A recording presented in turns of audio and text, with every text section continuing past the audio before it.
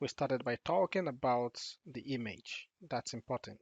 Microsoft provided image, third-party provided images, or customer provided images. And I was going to show you, my plan was to show you a deployment of an Azure custom image, a capture and a deployment of an Azure custom image.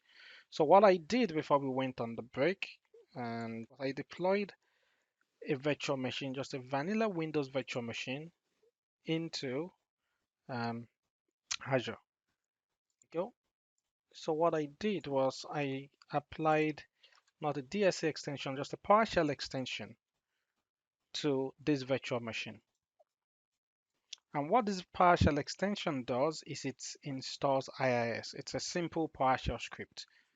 So I'll talk about extensions later. Extension is a way to configure a virtual machine or a virtual machine skill set after deployment. In other words, you're telling Azure, deploy this VM, then install the software, or deploy this VM, then run the script. So an extension can be a software to install, an application to install. An extension can be a script to execute. And so an extension, if I go to create a resource here and I go to set this up, I want to go through the process. I just want to show you the place that the extension plays.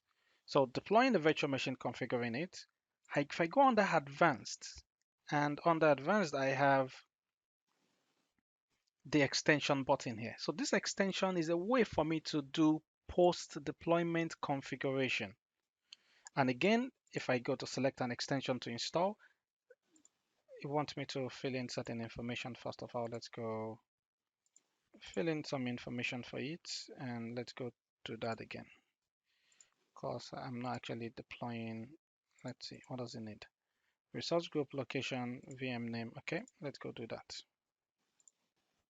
VM01, resource group, location. So all of that looks good. So let's go advanced again, extension to install. Okay, so you can see that some extensions are applications of things like Acronis Backup, Microsoft Anti-Malware, and the others, Chef extension, and some of the others. So those are little applications that you can install and execute. But we also have some extension like this one, the custom script extension. Custom script extension is a way for you to take a custom script that you wrote. In the case of Windows, that could be PowerShell. In the case of Linux, that could be a bash script. And you pass that to Azure to say, after you deploy this machine, execute this script on this machine to configure it. So that's what many people use that for. And in the case of my deployment, if everything goes all right, what I'm doing is I'm deploying a vanilla Windows machine and then passing an extension to that Windows machine to install IIS. So that at the end of the day, I will end up with this machine has Microsoft IIS installed after the deployment is completed. That's the old plan. And then what I'm going to do, which is what I'll show you in the demo, is I'm going to go ahead and install an application called HeavyLoad, which is a stress tester, a stress test application. I'm going to install an application called HeavyLoad on this virtual machine, and then I'm going to capture this virtual machine as an image in Azure. So now whenever I want to deploy a virtual machine or virtual machine skill set, I have the option of selecting this image. And whenever I deploy this image, it already has IIS installed. It already has HeavyLoad installed on this machine. That's the old plan of what I'm going to do. I'm going to show you how to do that. Hopefully, like the process of my deployment has moved forward a bit. Let's see if it's trying to install my extension or not. Yeah, good. I think it's doing something with my extension. The thing is, hopefully it's gonna succeed with what it's doing. Okay, so why it's doing that, and I've explained to you what my goal is. This is my goal. Let's talk about the third decision. We've talked about images, we've talked about VM type, I've touched on extensions, but let me talk about these disks. What is it about Azure Disk? I said there's a key decision that you have to make. Okay, so let's start from what I did.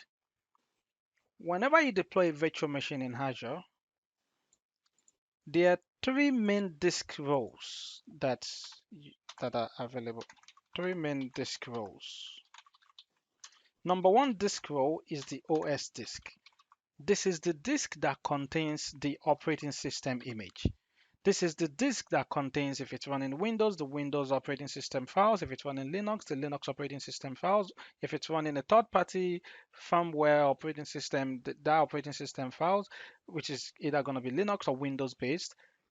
It is this operating system disk that contains those files.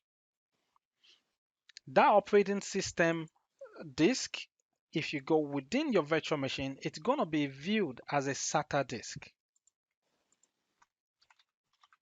It's going to be so within your virtual machine. If you go to have a look at disk management, you're going to see this disk showing up as a SATA disk on this machine.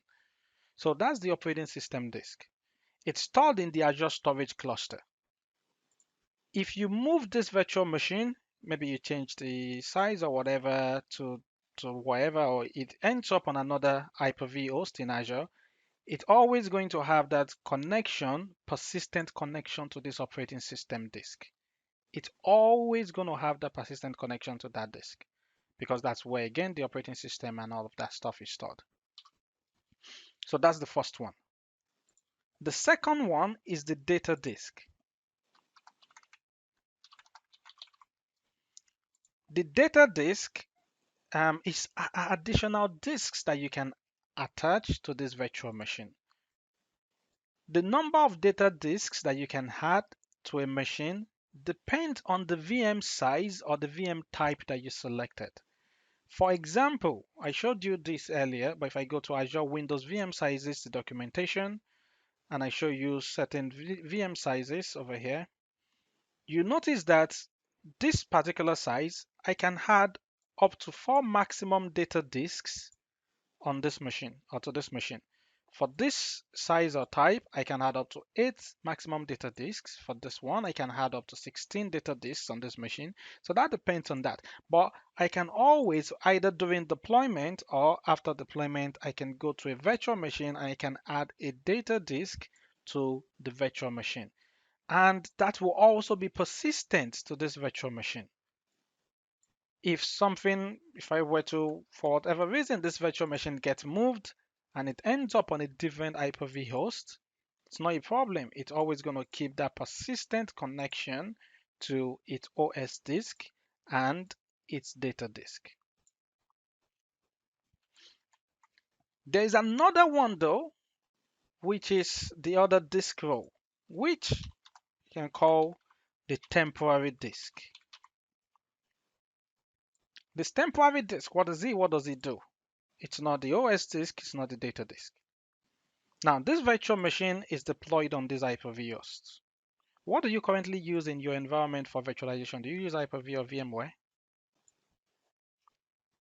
It's Hyper-V. Hyper-V. Good. Yep. Both. Both. Oh, okay. Yeah. So yeah, whether I even Hyper-V or VMware, it's the same concept.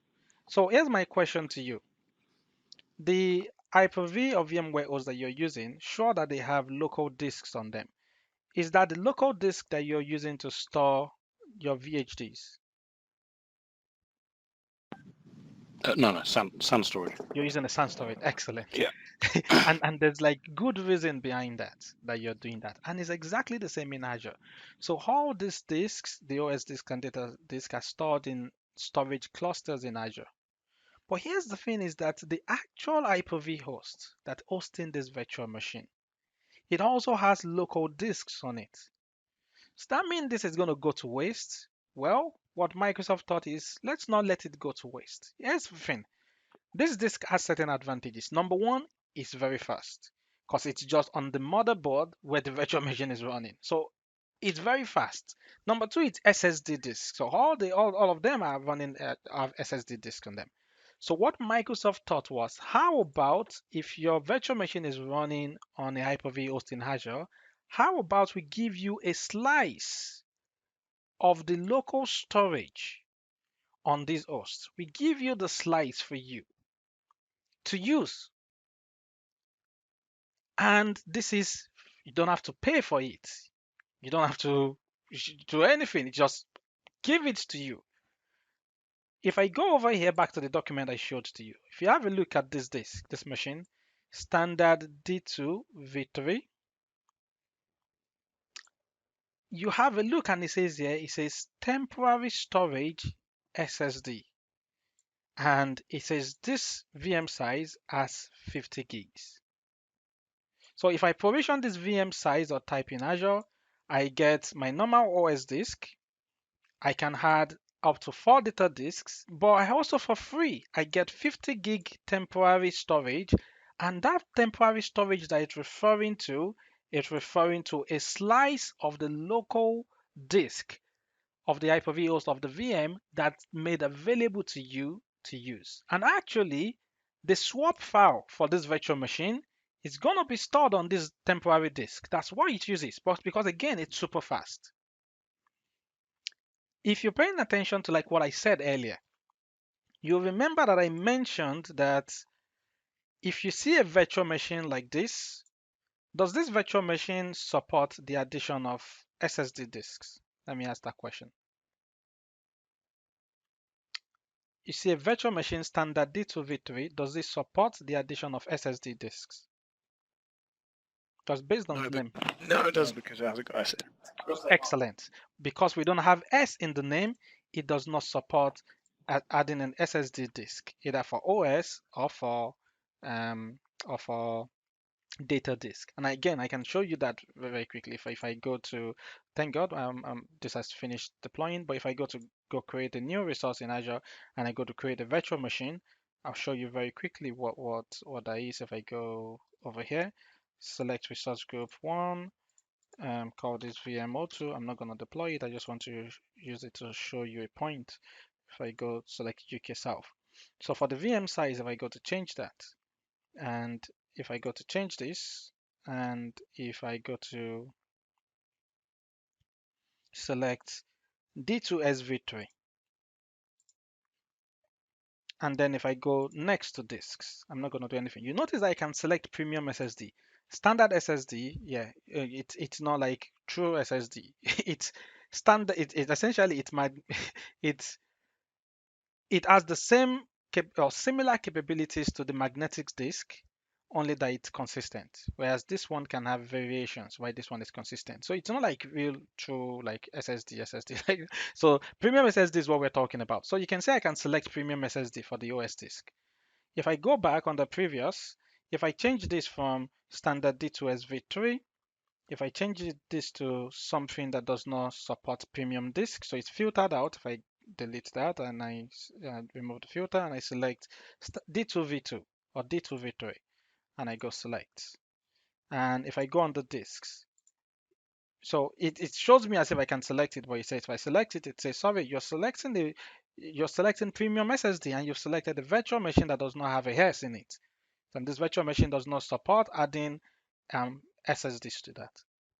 You say, why do I bring that up? Why? The reason why I bring that up is if you have a look back on this one, even though this virtual machine does not support adding SSDs, you notice that you can still get a SSD for free of 50 gig in terms of the temporary storage. That's what one of the advantages of what I'm talking about. You can still get that for free. And it's all provisioned for you. And it's SSD. You don't have to pay anything for it. It's something that Microsoft gives to you as a slice of that. So what's the main use cases for this? I mentioned that it's going to be used for swap of the machine for the swap file. The other use case of what you can use this for is if you're going to be processing data on this machine, data that you don't really care about. I'll give you an illustration. Let's say I have an Azure Blob storage over here. This blob storage has multiple files that I'm processing.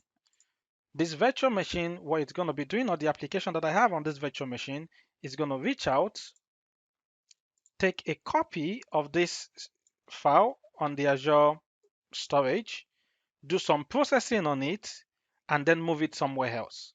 If that's what I'm doing, I can use this local storage for that purpose. So I can copy this file from the Azure storage. Let me delete this SATA stuff so it does not get confusing. Oh, let's delete this so it does not get confusing. If I So I can use this, I can copy this into the Azure VM and I can copy it onto this disk. The reason is because if this gets lost, I don't care. I have a copy of my data anyway. I've not lost anything. But this is going to give me significant performance boost versus trying to use some data disk over the network somewhere or some OS disk that's over the network somewhere. But if I'm even using a virtual machine that does not even support SSD, I'm getting SSD here for free. So this will give me significant performance boost. So I can use it for those kind of use cases. But please do not use this for any significant data that you cannot afford to lose. The reason is because if this something happens and this virtual machine needs to restart or whatever, this virtual machine can restart or reboot or for whatever reason. Maybe there's an upgrade that's taking place and Microsoft wants to upgrade this host and your virtual machine does a live migration over to this. Hey, you've lost the data that you're running that you have on this disk because now it's going to be provisioned another slides on this host for it, and whatever data that's on this, that's gone, that's deleted, that's gone forever. So do not use it for anything important, but feel free to use it for anything non-important. Any data that you have a copy somewhere else, you're just processing temporarily to move somewhere else, you can use that storage for that. Does that make sense? Yep. Yeah. Could I just ask, is there a limit on how long that data is held for on that temporary disk, or is it just a sort of space limit? So there's no limit. As long Right. as the machine is on, Yeah. the data will be there. Okay. Actually, I've read in the Microsoft documentation that even if you were to restart, I think that that's something new. But again, Okay. I beg you, please, even though I'm saying I've read the Microsoft documentation, do not do this. Sure. So I've read that even if you do a reboot of this, and I think I can try to dig up that document. If you do a Yeah. reboot of this, in most cases, it's going to try to place it on the same host. In Yeah. which case, in many cases, you still have that data that's on that temporary disk. Okay. But for whatever reason, Microsoft decided they're going to do an upgrade of this. What they could do is to do a live migration in the background and live migrate your VM onto this host. Whatever reason, your virtual machine gets moved off that host, you lose that data immediately. Sure. Okay, so those are the three main disk roles. What else do we want to talk about when it comes to disk? Let's talk about the performance, because I mentioned that briefly. Let's talk about the performance. In Azure, there are three main performance types when it comes to disks in Azure. So you have the standard HDD, which is a sort of standard magnetic disk that we saw earlier. You have something called the standard SSD, and you have something called the premium SSD. And more recently, in preview, there's something called the Ultra SSD. That's a powerful, right? It's Ultra SSD and stuff. So those are different options that you get. So for example, if I go back to where I was doing my deployment and when I'm creating my virtual machine, you can see that I can select for the OS disk. I can select premium, standard, or that. So provided that if I select premium, provided that my VM type or VM size supports premium, I can add a premium disk. I can go attach a data disk over here. And again, if my virtual machine supports premium, I can add a premium data disk. If not, I can add a standard SSD or I can add standard HDD. You notice that if I select standard HDD and standard SSD, you notice that the IOPS limit is essentially the same. So standard HDD, standard SSD. So there are some differences in some situation. But for the most part, they are relatively the same or relatively similar with the exception of this is more consistent. Actually, let me go back to my slides here. So let me go to show you what I've been talking about. Um, So VM disk rows, what I've been talking about, you have the OS disk. You find it's as SATA within the virtual machine, seen as SATA. You have the temporary disks, and you have the data disk, which are seen as SCSI drives. And and it depends on your virtual machine type that determines how many of these that you can have. Then I talked about standard versus premium disk, which is talking about performance. In the past, we used to have, these are the options that we used to have: standard HDD, standard SSD, or premium SSD. The maximum size used to be, notice I said used to be 4 terabyte for all of them, and maximum IOPS is up to 500 for this, up to 500 for this, while this one is can go up to 7,500. The maximum bandwidth, which is over the network, so IOPS is the read and write on the disk itself. Maximum bandwidth is the network access to that disk. That's up to 60 megabyte per second, 60 megabyte per second, whereas this one is 250. But that changed, and that actually changed much more recently. So the numbers that I'm actually giving to you it's the most recent numbers at yesterday, because I was just updating this and I was like, okay, hold on, this number has changed because this number was not 6,000 before, right? This number was so, and this number was in 750 before, but things have changed. So I think they've done a bit of improvement to the standard SSD. But again, standard HDD, low cost storage, standard SSD, consistent performance. That's the main difference, apart from all the recent changes that they've done in terms of it can now do much more in terms of IOPS and network. But premium SSD, you can go up to 20,000 IOPS and 900 megabytes per second. But much more recently, Microsoft announced in preview something called the Ultra SSD, which is for those high data intensive type workloads. So things like SAP HANA, Oracle Database, SQL, and databases like that. So, and the main thing is when it comes to Azure disks, these are the options. You have premium SSD, which is about approximately 2 to 3 milliseconds in terms of latency. This one is single digit millisecond in terms of latency. It's consistent. Standard HDD recommended not to use for production services because you can get varying results, whereas the others are consistent. Ultra SSD is sub millisecond in terms of latency. It's currently in public preview. So if somebody wants to use that, it's in public preview. You can look at the numbers. The IOPS number, you can go up to 80,000 IOPS, and you can go up to 2,000 megabytes per second in terms of the network access to that. So it's really fast. And again, you note I need to update this number also because this number is now 6,000 and this number is now 750. So discard this. I need to update that in the slide. So just to give you some quick information in terms of decision tree on selecting which one to use. Number one is your workload. Is it IO intensive?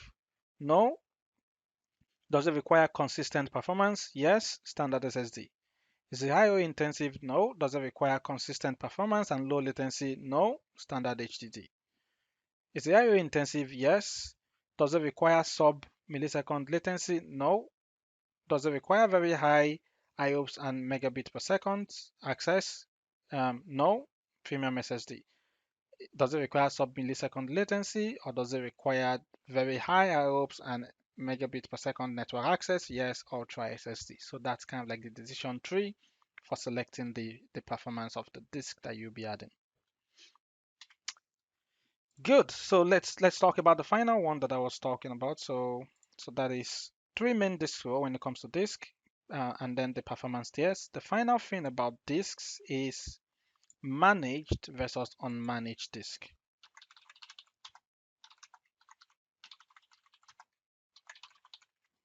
Managed versus unmanaged disks. What are we talking about? Let me show you to begin with. Let's go back to the Azure portal over here. Let's cancel this. So what I'll do is if I go previous and I'll change the VM size to one that supports premium disk. Not that I'll be using it, but I just want to change it to one that has a S in it. So let's go D2SV3, select. And if I go next, because I want to show this to you, you can select any of these. SSD, Ultra SSD is in preview, so I will need to enable that. I will need that you need to use PowerShell Azure CLI to enable that.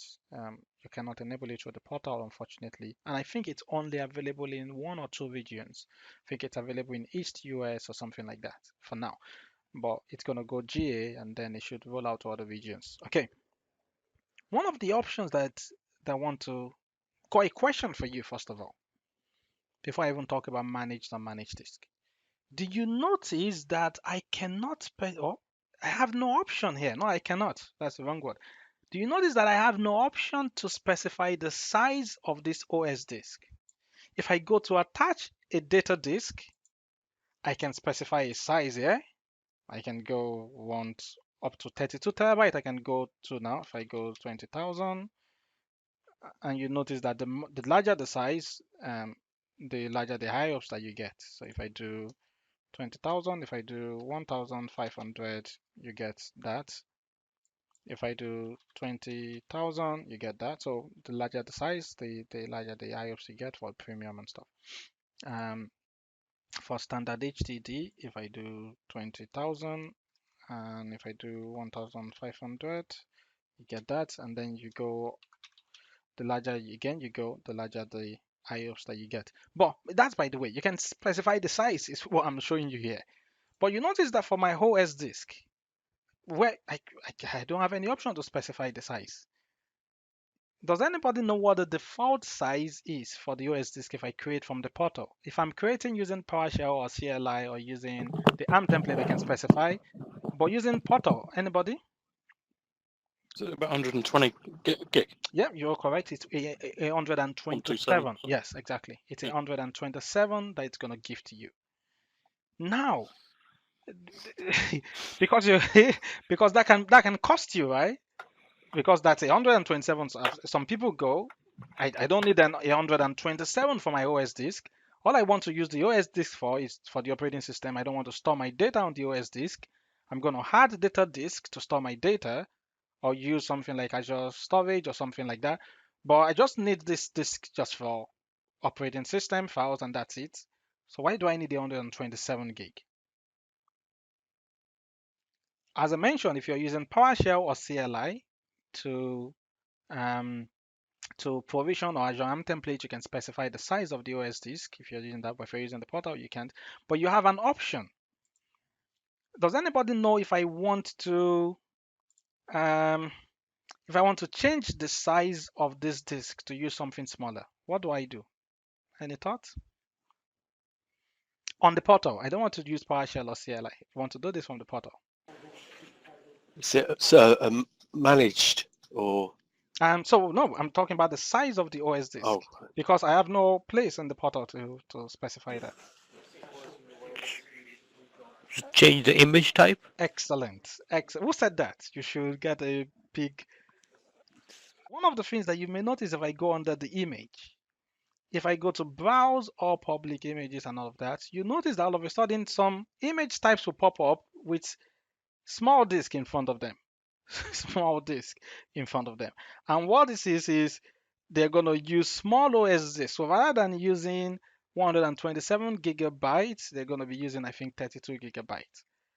And you say, what difference does that make? It can make a difference when it comes to the cost. I think somebody did the calculation. So let me look for this document. Azure small disk. Somebody did the calculation where you can, it's actually where they calculated how much difference is between that, and it does add up if you have a lot of them. So I think it's this document. Um, where are we? Oh, okay, yeah, here we go. So smaller managed disk and stuff. So essentially, the person was like, this will reduce the cost of the OS disk from this to this. So that's quite like, so if you use the small disk, you can change the cost from costing you that $2.95 to just 77 cents. And if you are running an environment where you have 1,000 machines, that's a savings of about $1,000 if you're not using all those extra space, right? So it can add up, is what I'm saying. So if you have like a very large, if you don't have like a very large deployment, it may be like an insignificant number. But if you do have like large virtual machines and stuff like that, then it can add up over time. So that's when you can use the small disk from the portal, and you can use that to specify small disk ones. Okay, so let me close out of that. Let's go back to the conversation about managed and unmanaged disk. What in the world is this managed and unmanaged disk stuff? Under here, we have advanced over here. And if I click on the advanced, you have this option here. It says use managed disk. And by default, it's set to yes. For you to understand managed disk, you have to understand where we came from before we had managed disk. So let's go through a quick or short history lesson of Azure where we came from. So here's the thing of where we came from in Azure. If I wanted to provision a virtual machine, so let me take a copy of this and let's go back down here. If I wanted to provision the machine in Azure, and let's get rid of this data disk also, and let's just say OS disk. Here's what I need to do in the past. What I needed to do in the past is, for me to create this VM, is number one, I'll create an Azure storage account. So this is history. Number one, create an Azure storage account. I'll talk about storage tomorrow. After I create an Azure storage account, then when I'm creating this virtual machine, I will tell this virtual machine to say, the disk for this VM, I want you to store it on so and so storage account. So I create the storage account. I then tell Azure, this virtual machine that you're deploying, the disk will be stored in this storage account. So yeah, that sounds okay. What's wrong with that? The issue of what is wrong with that is whenever you create a storage account, it has a limit. There's limitations to this storage account. For example, the IOPS of this storage account has a limit of 20,000. It can go beyond that. It can go up to 50,000 now if you raise a support case with Microsoft. But if you go to the Azure subscription limits, and if I go to the subscription limit, and if I go to storage account, scroll down to storage account, where are you? Storage, here we are. So let's get maximum request rate per storage account. That's 20,000 requests per second, 20,000 IOs per second. So that's the maximum. So now it's up to you to manage this.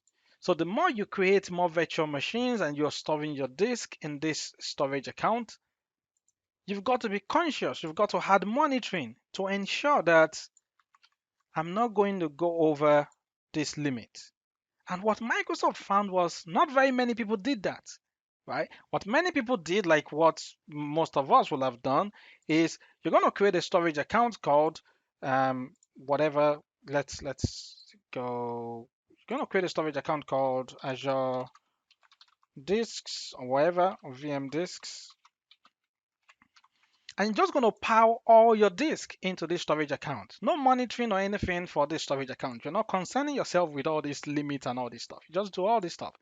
And people were calling into Microsoft support to say, hey, my machines were just freezing and all these strange things are happening. And they do a bunch of troubleshooting and find out that they are hitting the limit of this. So people were not very good at managing this, is what to say. So Microsoft thought, how about a better way?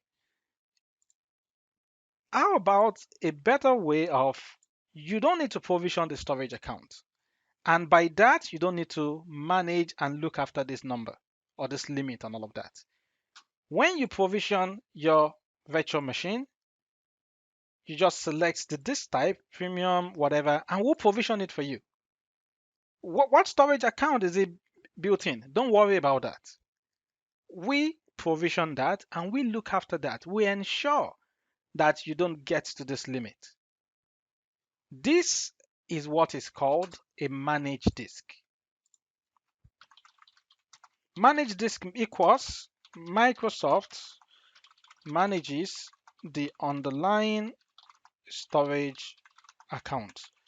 In other words, you let go of a lot of that management that we were not doing well anyway, and you let Microsoft manage that. Unmanaged disk is the one that I described, the history lesson that I gave to you. That is unmanaged disk. Unmanaged disk is you still go through the process of you create and manage the underlying storage account. That is unmanaged. So if I go back to my Azure portal over here, where I'm creating my virtual machine, If I say use manage disk and I change this to no, it's going to ask me. You've got to go specify which storage account I'm going to put this disk in. You've got to create it. You've got to manage it. You've got to monitor it. Or if I say manage disk, forget about that responsibility. We'll take care of that. Does that make sense? Yeah. Yeah. Good. And is there an additional charge for that No, from Microsoft? No. no, Right. no additional charge. It's no additional charge. So, and actually, What's like the benefit for using unmanaged, you mean unmanaged or managed? Sorry, unmanaged. Would they? So there's no real benefit to using unmanaged. Yeah. Yeah. The only reason why I can think that people still use that is people are still using old templates that have not been updated. Right. So, but actually, if you go to the Azure portal, if you go under virtual machines, if you have a virtual machine that's using a disk that's managed, where the storage account is managed by you, Microsoft will flag that up to you and say you're not following best practices. They will flag that up and they'll keep that like in bold to say this is not right. are they going to be removing support for that at any point? I've not heard about that. I know that they're putting pressure on a lot of they're putting pressure on a lot of the partners, the people that host images in the Azure marketplace. They're putting a lot of pressure on them. I think they've given them a deadline. I think in the next 2 or 3 weeks, they've given them a deadline to update all their templates to use manage this because that's been going on for a while. So, but in terms of customers, I personally don't see that going away because again, it's just you creating the storage account and then you can put the disk there. So they probably want that flexibility for people to be able to choose to do that if they want to do that. But there's no advantage to doing that for you. Okay, so finally, so that's about like the fork edition. So I hope that covers that. So let me quickly go to my virtual machine now. If I go under virtual machines, and we'll call it a day now. So here's my virtual machine. If I go to get my public IP address, if I go HTTP and IS is installed. Now I did not do this manually. I didn't log into this machine and go next, next, next and install IS. No, I didn't do any of that. What I did was I simply,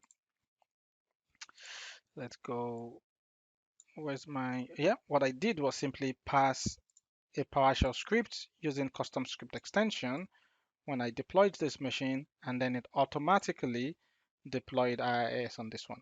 So the next thing that I'll do is I'll just go install every load on this very quickly, and I'll capture the image, and you get used to in Azure also is that when you see that, okay, let's go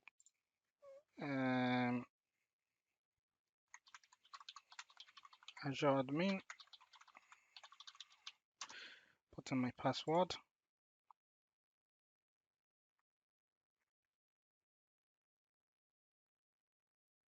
So this is me logging into this machine, install every load on this machine. So David, why are you installing every load on this machine? Why is that so important? Why not just carry on with IS? Because what we're going to be discussing virtual machine skill set. I want to show you something really cool called auto scaling. Auto scaling is when the load increases, um, another virtual machine is automatically added to handle the load. You don't even need to be involved. So you could be sleeping at night, the load increases to your machine, your website becomes popular, lots of people are eating your virtual machine. It's just going to automatically add enough compute resources to be able to handle the load. And if the load goes away, it takes away the virtual machine and saves you money. So that's something called auto scaling. And for me to be able to demonstrate that to you, I will need to be able to stress this machine and to be able to, say, run at this percentage of CPU or whatever. So that's why I want to put heavy load on this, because once I trigger heavy load in the skill set, you begin to see skill set automatically add new instances to take on the load. So that's what I want to show you. So that's why I want to install heavy load on this. So let's go back very quickly. Let's go to local server and I'll quickly switch these off and bring up Internet Explorer and just type in heavy load download.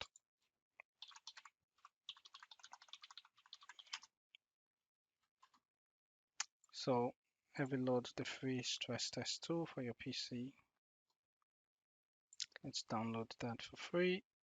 Let's download from Europe. Let's go download. So let's run that. Okay. And accept the agreement. Next. Create that for our users. Next. Need to launch Everload now. Finish. If I go to my desktop, Everload should be there on the desktop. All good. So the next thing that I'll do is I'll go sysprep this machine.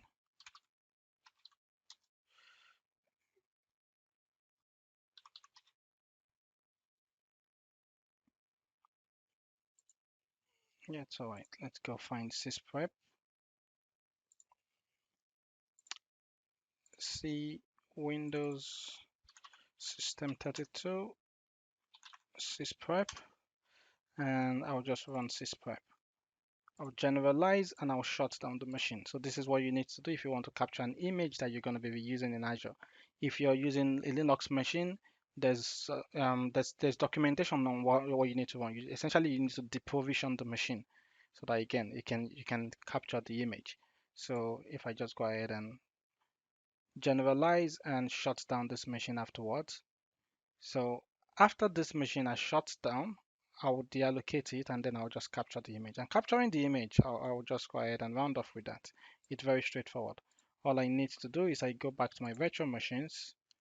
I go on the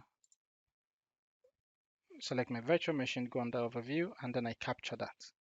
And what it is going to take this virtual machine, package it up as an image, and then once it captures that, I have this image. So by then I can go ahead and delete this original one because now I have the image. If I want to recreate this, I just go ahead and deploy this image, and I can just recreate this machine at any time because now I have the image that I can reuse. So let's, yeah.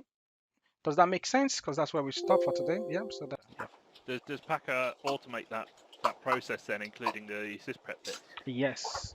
So Packer is awesome. So it does all of that. So this is an example of a Packer template. So you can see that it's a Linux machine, right? So what you're saying is, hey, grab does this the credentials to log into Azure. I want you to be so grab an Azure Linux image, that image, grab it, run this command to do any command that you want to use to customize it. Run this command, the type is shell. You can integrate that with Chef or Puppet or Ansible or anything like that. So you can integrate that, and then you just go output it as an Azure image. That's all. And by the time that Packer finishes with this, you don't even need to lift a finger, right? It's going to take all of this, deploy the machine for you, do all that stuff, deprovision the machine and all of that. And at the end, you don't even have to create the image or do all of that. You just go back to your Azure images section and you find an image with that name there. It's pretty cool. Yeah, it's pretty cool. And then the other thing is, if you want to update that, you just update the code. It's going to build it. And then it's not only limited to Azure, it can output this as an AWS image, a Google Cloud image, a VirtualBox image. It can output it as any image that you want. It's cool. Is that something that you can run on premises as well? Yes, so because Packer itself is just a little application that you're running. So if you look at the instructions that you follow for the lab itself, you notice that it's just a single. Actually, it's not something that you install. You just simply unpack, like it's just like you unzip a file. So that's why. So you can see that Packer there. That Packer, it's just that you unzip it. Essentially, you unzip it and that's it. You don't need to install it. It's similar to Terraform if you're familiar with Terraform. It's the same company, Archicop. Yeah, it's the same company that makes them.